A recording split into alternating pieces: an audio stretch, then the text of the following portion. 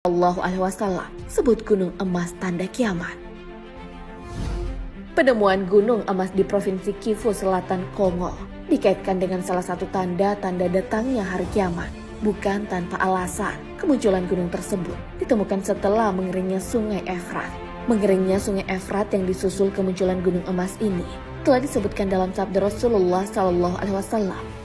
Meski lokasi ditemukannya gunung emas sangat jauh dari Sungai Efrat, Efrat adalah sungai yang mengalir dari timur laut Turki.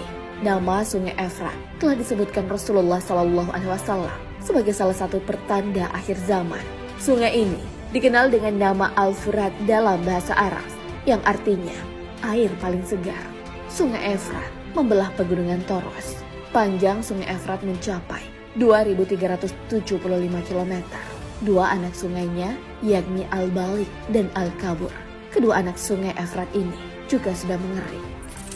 Rasulullah Shallallahu Alaihi Wasallam pernah bersabda bahwa Sungai Efrat yang mengalir di 3 negara besar, Turki, Suriah, dan Irak itu pada saatnya nanti akan menyingkapkan harta karun yang besar berupa gunung emas. Pada saat Rasulullah Shallallahu Alaihi Wasallam memprediksi masa depan Sungai Efrat lewat sabdanya, wilayah subur di daerah Mediterania itu masih dikuasai oleh dua kekuatan besar, yakni Persia dan Bizantium.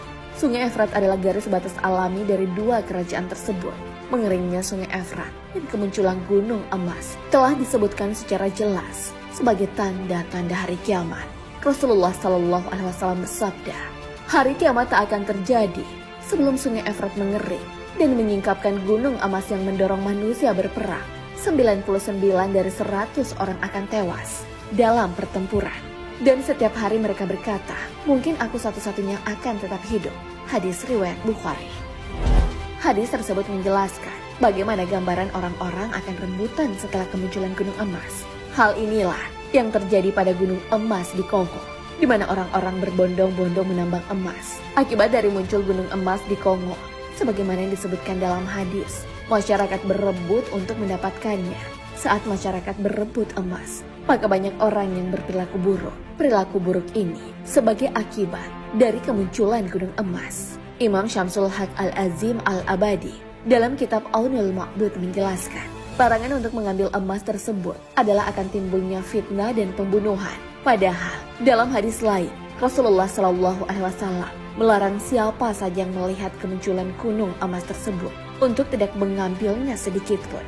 Diriwayatkan Abu Hurairah radhiyallahu anhu, Rasulullah Shallallahu Alaihi Wasallam bersabda, segera saja Sungai Efrat akan mengering, lalu nampaklah gunung emas. Barang siapa yang menjumpainya, jangan diambil sedikit.